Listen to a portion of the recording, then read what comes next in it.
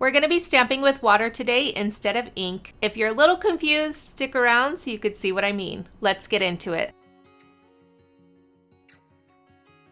Hello, what's going on everybody? My name is Tiffany Solorio and today we are going to be doing day 13 of 20 days of creative play. Now we are going to be doing some ghost stamping with Distress Oxide. We are going to be stamping with water instead of ink.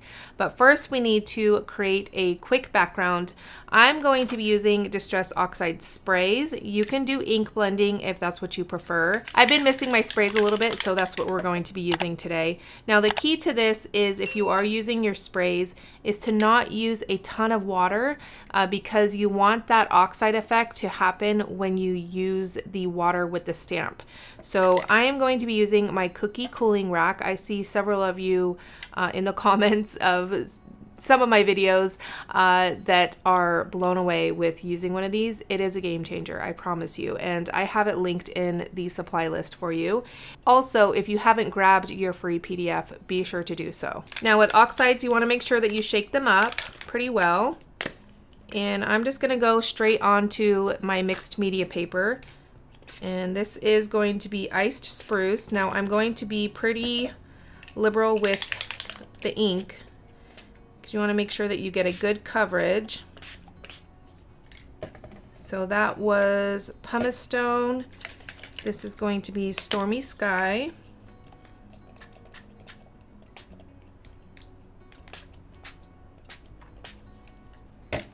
And then we're going to add a little bit of Uncharted Mariner. All right, I'm not sure where my scrapbook.com pokey tool is, but that's what I usually like to use. But this will have to do for now until I find it. All right, I am gonna add just a tiny bit of water just to help this kind of mix around a little bit. And I may even use my finger just to make sure that that's pretty much everywhere. I want a good covered background.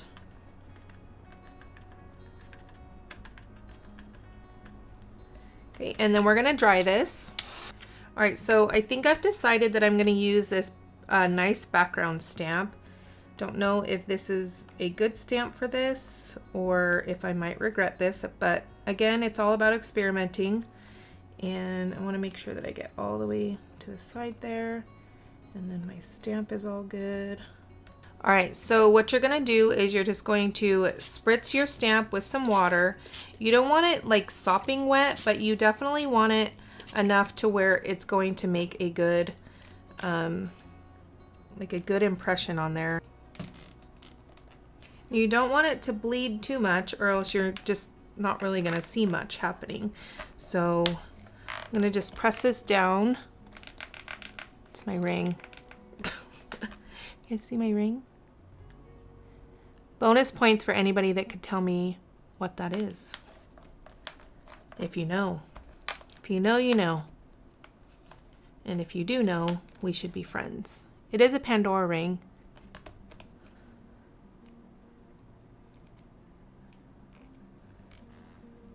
Okay, so we did pick up some of that ink. Now let's see what we can do here to get a better impression. I'm gonna grab this and then maybe pick up some of that excess. Sort of see the ghost. I don't know if you could see it on there actually on camera, but it's there. I'm gonna dry this. All right, and I am brave enough to do it one more time, so I'm just gonna spritz my stamp with a little bit more water there, and hopefully we get it in the same spot.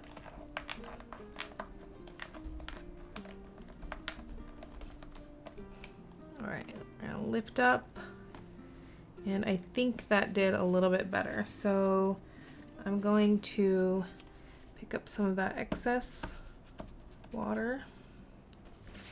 Yeah, that's a little bit better. So you can kind of see that design a little bit better there. Oh, I actually really like this. You could see the butterfly on there and like the little ticket. That's really cool.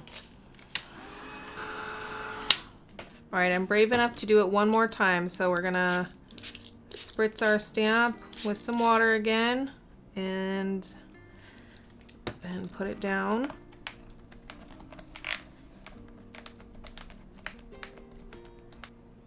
Lift up. Take a paper towel and lift up any excess water, and then that will lift up more of that ink. Oh yeah, look at that.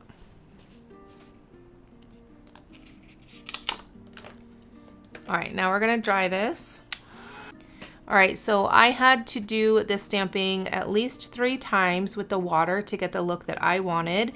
So using a stamp positioner is probably a must. You just need to be careful to make sure that you're lining the paper up really well. But this is a great foundation technique to build upon for mixed media backgrounds, mixed media projects, things like that.